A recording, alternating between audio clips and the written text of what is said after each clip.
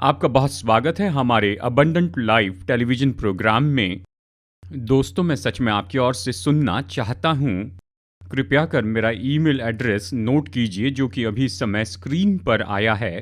कृपया भेजिए मुझे अपने फीडबैक और साथ ही अपने प्रार्थना निवेदन भी। मैं और मेरी प्रेयर टीम बड़ी खुशी से आपके लिए प्रार्थना करेंगी और हम आपको प्रत्युत्तर देंगे कि हाँ, हमने आपके लिए प्रार्थना की है। तो चलिए अभी सीधा संदेश में चलते हैं और मेरे संदेश का शीर्षक है यीशु मसीह के द्वारा महान आशीष।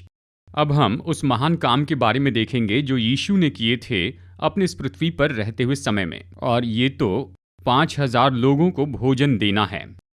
ये 3 सुसमाचार में बताया गया है और खास करके हम देखने वाले हैं यूहन्ना अध्याय 6 से पहले 14 वचनों में। यहीं पर हम अद्भुत सच्चाइयाँ प्राप्त करते हैं कि कैसे यीशु हमेशा हमें आशीष देना चाहते हैं, महान और ऊंची आशीषों से।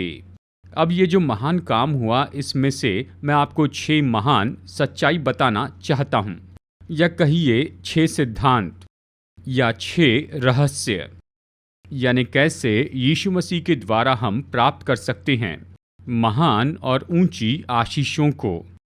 सबसे पहला सिद्धांत तो ये है, यीशु हमेशा हमें बड़ी और अगणित आशीषों से आशीषित करना चाहते हैं। परमेश्वर का वचन कहता है कि परमेश्वर की सारी प्रतिज्ञाएं तो यीशु मसीह में हाँ के साथ हैं। हाँ, देखिए, उद्धार तो बिल्कुल समझने वाली बात है। हम थियोलॉजी में कहते हैं पूरा सुसमाचार तो पूरे मनुष्यत्व के लिए है और वो तो उद्धार के लिए है। अब ये तो ऐसी बात है जिस पर पास्टर और प्रचारकों को जोर देना चाहिए। देखिए, ऐसे 3 क्षेत्र हैं जिनमें यीशु हमें आशीष देना चाहते हैं बहुतायत से महान आशीषों के द्वारा। इसमें पहला क्षेत्र तो है हमारा शारीरिक क्षेत्र, देह। जी हाँ, यीशु हमें आशीष देते हैं शरीर में भी, और वो भी बहुतायत से। इसके बारे में सोचिए, जैसे इस नए साल में आप आगे बढ़ते हैं, आप कौन सी शारीरिक आशीषें प्राप्त करना चाहते हैं? शायद आप बलवान होना चाहते हैं, या फिर शायद घर हो, शायद कोई गाड़ी चाहते हैं, या जीवन की अद्भुत चीज़ें चाहते हैं। हाँ, यीशु चाहते हैं कि हम महान और बड़ी आशीषों को प्राप्त करें। और दूसरा क्षेत्र तो हमारा भावना का क्षेत्र है, जो कि हमारा मन है। यहाँ तक कि मसीह में जो हमारा मन है वो ऊंची आशीषों के बारे में लक्ष्य रखें। हमारे मन में होना चाहिए ऊंचा आनंद, ऊंची शांति, ऊंची संतुष्टि और ज़्यादा प्रकाशन और ज़्यादा बुद्धि, यीशु का ज्ञान, बाइबल का ज्ञान, उद्धार का ज्ञान, और इसी तरह से मन की जो क्षमता है वो तो सच में बहुत ही ज़्यादा है। हमें बढ़ना है ऊंचे और ऊंचे में, यहाँ तक कि हमारे भावनात्मक जीवन में। फिर आत्मिक जीवन के बारे में कहते हैं, यहाँ पर तो बहुत ही अगणित और ऊंची आशीषें हैं आत्मिकता में, और ये तो बिना अंत के हैं। सबसे पहले हमें ये खोज निकालना होगा कि ऊंची आशीषें क्या हैं, जिसके लिए हमें लक्ष्य रखना है इस नए साल में। शायद यीशु के करीब आना है, उसके बहुत ही नज़दीक आना है, कि उससे और प्रेम करें, कि और उसके पीछे चलें, या उसकी और ज़्यादा सेवा करें, और इसी तरह से। तो जैसे इस संदेश में हम आगे बढ़ते हैं, तो आप सोचिए इस नए साल में आप यीशु से और कितनी ज़्यादा ऊंची आशीषें पाना चाहते हैं, शारीरिक रूप में, भावनात्मक रूप में और आत्मिक रूप में। अब यहाँ पर 5000 लोगों को भोजन देने के संबंध में यीशु ने निकलकर बड़ी भीड़ देखी और उन पर तरस खाया, क्योंकि वे उन भेड़ों के समान थे जिनका कोई रखवाला न हो। देखिए, ये मरकुस अध्याय 6 वचन 34 में लिखा गया है। अब यीशु ने उन पर बहुत तरस खाया है, और यीशु ने ये जान लिया कि वो बिना चरवाहे की भेड़ें हैं। तब यीशु ने बहुत ही महान काम किया, बहुत ही महान काम किया। उसने बस लिए 5 रोटियां और 2 मछलियां, और उसको आशीष देखकर उसने उसे 5,000 लोगों को भोजन दिया। दोस्तों, हमारे प्रभु यीशु मसीह अभी भी हम पर बहुत करुणा करते हैं। वो हमारे अच्छे चरवाहा हैं। वो हमें आशीष देना चाहते हैं। केवल आशीष ही नहीं, लेकिन हमें बहुतायत से देना चाहते हैं। हमें ऊंची आशीष देना चाहते हैं शरीर, मन और आत्मा में। दूसरा सिद्धांत जो हमें इस महान बात से प्राप्त करना है वो तो ये है, छोटी सोच और छोटी मानसिकता को भूल जाइए। अब जबकि 5,000 लोग जमा थे, केवल पुरुष, स्त्री और बच्चों की संख्या छोड़कर, यीशु अपने चेले फिलिप्पुस को बुलाते हैं और उससे इन शब्दों में कहते हैं। इन शब्दों को गौर से सुनिए। यूहन्ना अध्याय 6 वचन 5। तब यीशु ने अपनी आंखें उठाकर एक बड़ी भीड़ को अपने पास आते देखा और फिलिप्पुस से कहा कि हम इनके भोजन के लिए कहाँ से रोटी मोल लाए। अब यहाँ पर यीशु फिलिप्पुस की परीक्षा करते हैं और वचन ये कहता है, मतलब फिलिप्पुस, ज़रूरत तो बहुत बड़ी है और यहाँ तक कि जो प्रयोजन हमें इन लोगों को देना चाहिए वो भी बहुत बड़ा है। यीशु जानना चाहते थे कि फिलिप्पुस कैसे सोचेगा। फिलिप्पुस असफल हुआ। उसकी छोटी सोच थी, छोटी मानसिकता थी। और सुनिए फिलिप्पुस ने वहाँ यीशु से क्या कहा। वचन 7। फिलिप्पुस ने उसको उत्तर दिया कि 200 दिनार की रोटी उनके लिए पूरी न होंगी कि उनमें से हर एक को थोड़ी थोड़ी मिल जाए। ये छोटी सोच थी। मनुष्य के रूप में उसने सोचा 2,000 दिनार की रोटी भी काफ़ी नहीं होगी। अगर हम उतने पैसों से कुछ रोटी खरीद ले तो भी इतनी बड़ी भीड़ में से हर एक लोग को केवल थोड़ा थोड़ा ही मिलेगा। प्यारे दोस्तों, हम भी कई बार ऐसा ही करते हैं। यीशु चाहते हैं कि हम ऊंचे और ऊंचे चढ़ते चले जाए हमारे शारीरिक, भावनात्मक और आत्मिक जीवन में। पर हम कहते हैं, प्रभु मेरे पास क्या है, थोड़ा ही है। नहीं प्यारे दोस्तों, जब यीशु ने फिलिप्पुस की परीक्षा की तो वो असफल हुआ, लेकिन यीशु ने फिलिप्पुस को दिखाया कि छोटी छोटी चीज़ों से भी यीशु वहाँ पर इतनी भीड़ को खिला सकते हैं। तो चलिए आगे बढ़ते हैं। अब तीसरा सिद्धांत ये है, महान आशीषों के लिए थोड़ा परिश्रम करना पड़ता है। मरकुस अध्याय 6 वचन 38। यीशु ने ये अद्भुत वचन कहे हैं, मैं इसे आपके लिए पढ़ता हूँ। उसने उनसे कहा, जाकर देखो तुम्हारे पास कितनी रोटियां हैं। वाह! यीशु अद्भुत काम करना चाहते थे, लेकिन वो इस काम को नहीं करना चाहते थे उसके चेलों के परिश्रम के बिना ही।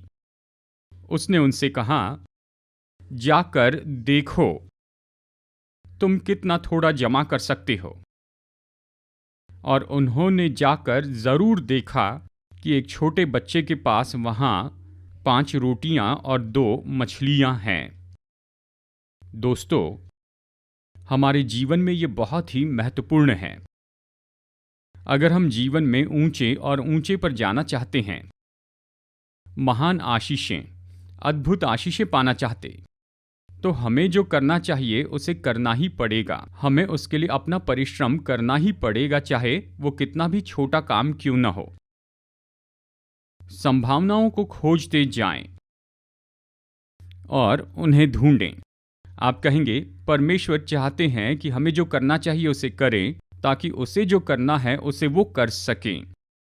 और इसलिए हम कहते हैं परमेश्वर उनकी मदद करते हैं जो खुद की मदद करते हैं। मैं आपसे इस समय बात कर रहा हूं। आप एक जगह न रुकें। आप जहां पर हैं वहीं पर बैठे न रहें। छोटी छोटी बातों में संतुष्ट न रहें, क्योंकि यीशु मसीह में हमारी आशीषें तो बहुत ही ज़्यादा हैं। इसके लिए हमारे पास दर्शन रखना होगा, हमें सपने देखना होगा। वचन कहता है जहां पर दर्शन नहीं होता लोग नाश हो जाते हैं। यीशु मसीह जो हमसे हमारी छोटी चीज़ों को लेते हैं, हमारे छोटे परिश्रम को, जब वो उस छोटे परिश्रम को आशीष देते हैं तो उनमें से अगणित आशीषें बहती चली जाती हैं। तो हमें क्या करना चाहिए? अपनी संभावनाओं को खोज निकालें, उसमें थोड़ा परिश्रम करें और उस परिश्रम को लेकर आएं और उसे यीशु मसीह के हाथों में रख दें। उन स्रोतों को लेकर आएं और उन्हें यीशु के हाथों में रख दें। चाहे वो स्रोत कितने भी छोटे क्यों न हो, चाहे वो छोटा परिश्रम कुछ भी क्यों न हो, शायद आपका समय, आपकी योग्यताएं या फिर आपके स्रोत, आपके काम की महारत, आपकी प्रार्थनाएं, आपके सपने, आपके दर्शन आकर आप उन्हें यीशु के हाथ में रख दीजिए। और एक बार जब आप उन्हें यीशु के हाथों में रख देते हैं तो यीशु निश्चय उससे महान काम करेंगे। देखिए दोस्तों, सच्चाई तो ये है, हम अपनी आशीषों में बढ़ नहीं सकते, हम अपने लिए जमा नहीं कर सकते हैं ऐसी बड़ी और महान आशीषों को। यीशु को इसे करना होगा। और वो इसे कैसे करते हैं? हमें अपने थोड़े परिश्रम को लाना होगा, उन चेलों के जैसे जो जाकर ढूंढ निकाले कि 5 रोटियां हैं और 2 मछलियां हैं। और उन्होंने क्या किया? उन्होंने उसे यीशु मसीह के हाथों में रख दिया। तो चलिए इस घटना का और भी गहराई से अध्ययन करते हैं। यहाँ पर ये चौथा रहस्य या सिद्धांत है जो हमें सीखना चाहिए, और वो है यीशु पर इस विश्वास को बढ़ाते चले जाएं। इस वचन को गौर से सुनिए, यूहन्ना 6:10। यीशु ने कहा कि लोगों को बैठा दो। उस जगह बहुत घास थी, तब वे लोग जो गिनती में लगभग 5,000 के थे बैठ गए। अब ये वचन तो हमें बहुत सी सच्चाई बताता है। उनमें से एक है, विश्वास के लिए हमेशा अच्छी योजना की जरूरत होती है। यीशु के विश्वास में बहुत अद्भुत योजनाएं थी। क्या आप कल्पना कर सकते हैं? 5,000 लोग एक बड़ी भीड़ में, और यीशु कहते हैं कि इन्हें 50-50 के समूह में बैठा दो। कितनी अच्छी योजना! क्यों? क्योंकि वहां पर बांटना आसान होगा और लोग भी वहां पर आराम से बैठकर खा सकेंगे और सब कुछ बिल्कुल सही क्रम के अनुसार हो जाएगा। यीशु के विश्वास में योजनाएं थी।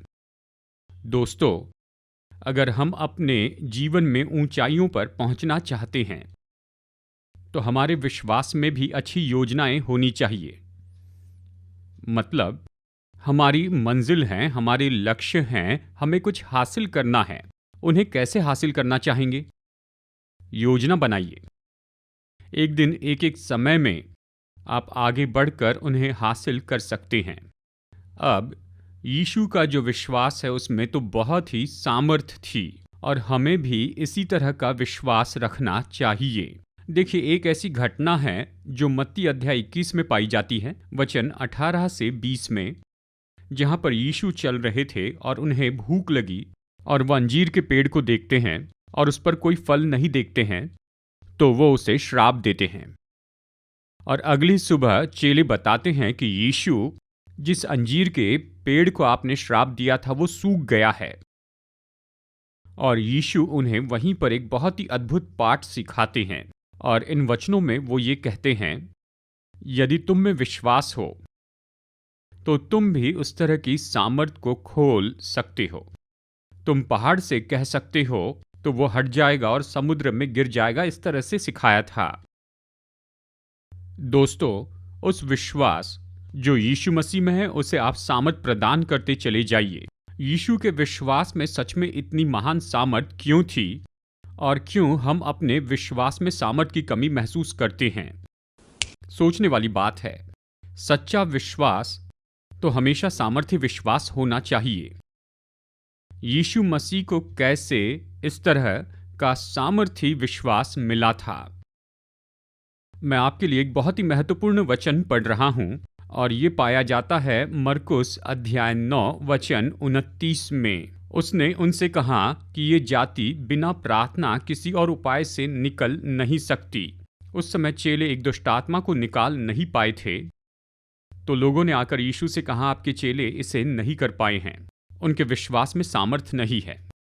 और यीशु चेलों से ये कहते हैं, ये जो काम है ये केवल हो सकता है केवल प्रार्थना के द्वारा। तो हम कह सकते हैं अवश्य ही हम तो प्रार्थना कर रहे हैं, लेकिन ये इसका अर्थ नहीं है। इसका अर्थ तो ये है हमारे विश्वास में सामर्थ पाने के लिए हमें उसके पहले प्रार्थना का जीवन रखना है। कई साल तक हमें प्रार्थना का जीवन रखना है। यीशु के पास इतनी महान सामर्थ क्यों थी? क्योंकि प्रभु का वचन कहता है वो दिन में 3 बार प्रार्थना करते थे, और कई बार तो वो पहाड़ पर जाकर सारी रात प्रार्थना किया करते थे। और वहीं पर यीशु के विश्वास में वहां उन्होंने सामर्थ प्राप्त की थी। दोस्तों, हमें भी बिल्कुल ऐसा ही करना है। मजबूत प्रार्थना का जीवन बनाए रखिए। किसी भी दिन आप निश्चित कीजिए कि आप कितनी बार प्रार्थना करना चाहते हैं। आप परमेश्वर की उपस्थिति में कितना समय बिताना चाहते हैं। इसका लॉजिक तो बहुत ही सरल है। परमेश्वर की उपस्थिति में हमेशा वो अद्भुत सामर्थ तो उसके आसपास होती है। जब हम अपना समय वहां पर बिताते हैं तो वो सामर्थ बिल्कुल हमारे भीतर आती है। हम उस सामर्थ के द्वारा चार्ज हो जाते हैं। और यीशु कहते हैं उपवास के द्वारा। दोस्तों, यीशु का विश्वास इतना सामर्थी था क्योंकि उसमें उपवास की ये आदत थी। सेवकाई में प्रवेश करने के पहले वो 40 दिन और 40 रात उपवास करते रहे। अद्भुत सामर्थ पाई उनके विश्वास में, और हमें भी बिल्कुल ऐसे ही करना है। जानते हैं अगर सब कुछ नहीं हो रहा है तो आइए उपवास कीजिए। जितना हो सके उतना कीजिए। सावधान रहिए, अपनी तंदुरुस्ती की बातों पर ध्यान दीजिए। उपवास तो हमारे विश्वास में परमेश्वर की सामर्थ को खोल देता है। अब यीशु, उनके पास ये सामर्थी विश्वास था। इसके पीछे एक और कारण है, और वो है अपने परमेश्वर के लिए आज्ञाकारी होना। लूका अध्याय 17 वचन 5 में हम देखते हैं, तब चेले प्रभु के पास आकर कहने लगे, यीशु हमारा विश्वास बढ़ा। लेकिन यहां पर इस संदर्भ में यीशु उन्हें एक दृष्टांत बताते हैं, एक कहानी बताते हैं।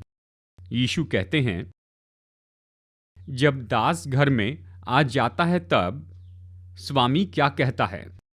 क्या स्वामी ये कहता है, घर जा, खाना खा और आराम कर, परिवार के साथ समय बिता, और फिर तेरे सुलभ समय के अनुसार आकर मेरे लिए तू भोजन पकाना? स्वामी ऐसा नहीं कहता है। स्वामी तो इस तरह से कहता है, काम करो, मेरे लिए खाना पकाओ, मेरी जरूरतें पूरी करो, मेरे शब्दों के लिए आज्ञाकारी रहो। कितनी अद्भुत शिक्षा है। दोस्तों, सच्चाई तो ये है, यीशु के प्रति आज्ञाकारिता हमारे विश्वास में सामर्थ बढ़ाती है। हम जितने ज्यादा आज्ञाकारी होंगे, यीशु मसीह के प्रति आज्ञाकारी रहे, उसकी आज्ञाओं के लिए आज्ञाकारी रहें, उसकी सेवकाई के लिए आज्ञाकारी रहें, हमारे जीवन में परमेश्वर की इच्छा के लिए आज्ञाकारी रहे, यह हमारे विश्वास में बहुत ही सामर्थ देता है। और मैं यही तो कह रहा हूं, यीशु के विश्वास को बढ़ाते चले जाएं। 3 बातें हैं। यीशु के विश्वास में पहले से प्रार्थना का जीवन था। यीशु के विश्वास में उपवास भी था। यीशु के विश्वास में उसके स्वर्गीय पिता के लिए आज्ञाकारिता थी। और तब हम भी अपने जीवन में महान बातों को हासिल कर पाएंगे। जब हम प्रार्थना करेंगे तब यीशु हमारे लिए महान आशीषें भेजेंगे। अब 5वां सिद्धांत तो ये है, विश्वास करते रहना है ताकि यीशु महान काम कर सके। फिर हम देखते हैं यीशु ने उन्हें कैसे भोजन दिया। मत्ती अध्याय 14 वचन 15 में यीशु ने कहा, उनको यहाँ मेरे पास ले आओ। अगर ये 5 रोटी और 2 मछलियां आपके हाथ में हैं तो वो कभी बहुगुणित नहीं होंगे। तुम उन्हें मेरे पास लेकर आओ। कितना अद्भुत है दोस्तों। जैसे मैंने आपको पहले भी बताया है, छोटी चीजें, छोटा परिश्रम, थोड़ा सह लेना, थोड़ी इच्छा रखना, छोटे सपने, छोटे दर्शन, उन्हें लाकर आप यीशु मसीह के हाथों में रख दीजिए। आपके पास जो भी है, आपके सारे स्रोत, आपका समय, आपका पैसा, प्रार्थना का जीवन, आपकी महारत, आपके परिश्रम, जो भी हो, उन्हें यीशु के हाथों में रखिए और फिर देखिए यीशु आपके लिए बहुत ही महान काम करेंगे। जब हम उन सारे वचनों को देखते हैं जो सुसमाचार में बताए गए हैं, यीशु मसीह ने यहाँ पर 4 काम किए कि इस महान काम को वो कर सकें।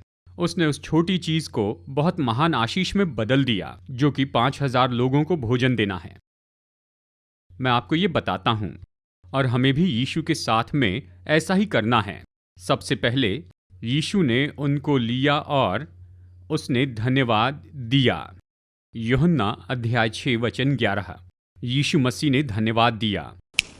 यहाँ पर सच में बहुत ही महान सिद्धांत है। परमेश्वर ने आपको जो पहले से ही दे दिया है उसके लिए आभारी बने, क्योंकि परमेश्वर को सराहना पसंद है। परमेश्वर को धन्यवाद पसंद है। परमेश्वर को धन्यवाद देना पसंद है। लिख लीजिए, धन्यवाद देने से हमारी आशीषें बहुगुणित होती हैं। मैं आपके लिए यहाँ पर पढ़ रहा हूँ यिर्मयाह अध्याय 30 वचन 19। ये कहता है, तब उनमें से धन्य कहेंगे और आनंद करने का शब्द सुनाई पड़ेगा। मैं उनका विभव बढ़ाऊंगा और वे थोड़े न होंगे। ये कहता है, मैं उनका विभव बढ़ाऊंगा और वे थोड़े न होंगे। कितना अद्भुत वचन है।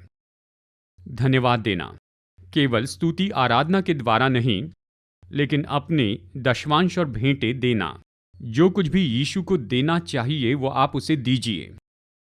आपका दशवांश, आपकी विशेष भेंटें, आपकी फसल की उपज। और प्रतिज्ञा तो ये है कि यीशु आपकी आशीषों को बहुगुणित करेंगे। अब दूसरी बात जो यीशु ने की, उसने प्रार्थना की। उसने स्वर्ग की ओर देखा, अपने स्वर्गीय पिता को देखा। दोस्तों, अभी भी जब हम अपनी छोटी चीज़ों को लाकर यीशु मसीह के हाथों में दे देते हैं, यीशु मसीह जो हमारे महायाजक हैं, वो हमारे लिए अभी भी स्वर्ग में प्रार्थना करते हैं। लेकिन भेद तो ये है, जब तक कि हम अपने परिश्रम यीशु मसीह को न दें, तो यीशु मसीह उसकी महायाजक की हमारे लिए जो प्रार्थना उसे शुरू नहीं कर पाएंगे। हमें जो करना है उसे करना है, उसे यीशु के हाथ में सौंपिए, तो तुरंत यीशु काम करेंगे। हमारे महायाजक के रूप में वो तो प्रार्थना करेंगे और हमारी छोटी चीजें बहुगुणित होकर बड़ी हो जाएंगी। तीसरी बात, यीशु ने उन 5 रोटी और 2 मछली को आशीष दी। वाह! उसके हाथ ईश्वरीय हाथ, परमेश्वर का पुत्र, मसीहा, उद्धारक, प्रभु। जब यीशु हमारी छोटी चीजों को छू लेते हैं तो वो आशीषित होते हैं, वो तो अगणित हो जाते हैं। देखिए, मैं कह रहा हूं शारीरिक, भावनात्मक और आत्मिक आशीषें, समझने वाली आशीषें। मैं यहां संपन्नता का सुसमाचार नहीं बता रहा हूं, मैं बता रहा हूं मसीह जीवन की बुनियादी आशीषों के बारे में, जो यीशु हमें बहुतायत से देने वाले हैं। अब यीशु ने चौथा काम किया, उसने उन रोटियों को तोड़ा। वाह! जानते हैं, ये दर्शाता है उस रोटी को जो वो तोड़ने वाले थे। एक दिन उस क्रूस पर, यानी अपनी ही देह को, उस प्रायश्चित के कारण जो यीशु मसीह ने उस क्रूस पर किया, उसने उस अद्भुत सामर्थ को खोल दिया कि हमें बहुतायत से इन 3 क्षेत्रों में आशीष दे, शरीर, मन और प्राण में। क्या आप जानते हैं, शैतान तो हमेशा हमारी आशीषों को रोकना चाहता है, उसमें वो सामर्थ है। लेकिन हमें शैतान की सामर्थ से भी बढ़कर सामर्थ चाहिए, और वो तो क्रूस की सामर्थ है।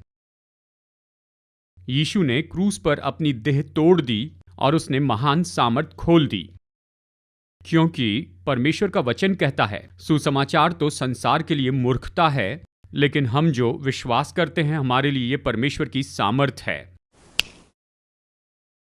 तो आइए इन 4 बातों का हम अनुकरण करें। धन्यवाद दें, प्रार्थना का जीवन रखें, प्रभु से मांगे कि हमारे छोटे परिश्रम पर वो आशीष दे और अपनी महान सामर्थ को वो खोल दे, ताकि हम महान आशीषों को इस नए साल के दौरान पा सके। अब यहाँ पर छठे सिद्धांत या छठे रहस्य को देखिए, और वो है, यीशु के द्वारा आप बहुतायत की आशीष प्राप्त करें। यूहन्ना 6:12 इस तरह से कहता है, जब वे खाकर तृप्त हो गए, मतलब जब वो संतुष्ट हो गए, जो खाने वालों से बचे थे उनकी 12 टोकरियां भरी। अद्भुत सच्चाई है। जब हम इन सिद्धांतों का पालन करते हैं तो यीशु केवल हमारी वर्तमान की जरूरतों को ही पूरा नहीं करते बड़ी महान आशीषों द्वारा, लेकिन ये आशीषें और उमड़ेंगी और 12 टोकरियां बच जाएंगी और ज्यादा आशीषें। तो दोस्तों, मुझे भरोसा आपने कुछ नोट्स लिखे हैं।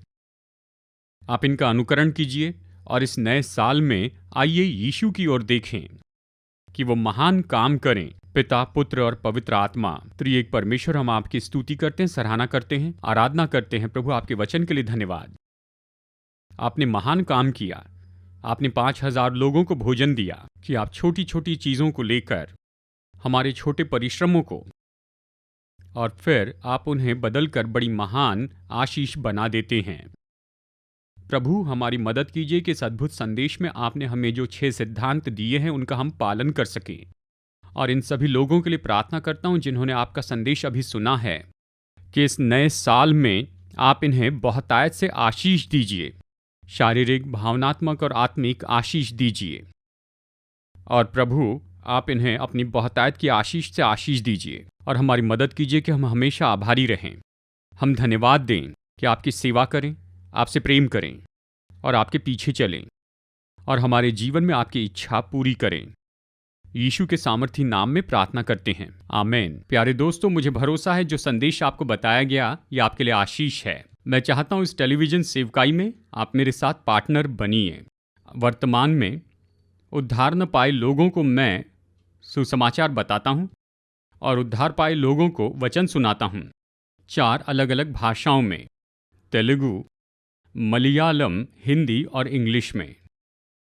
इसमें बहुत बड़ा खर्च जुड़ा है। मुझे आपकी मदद चाहिए।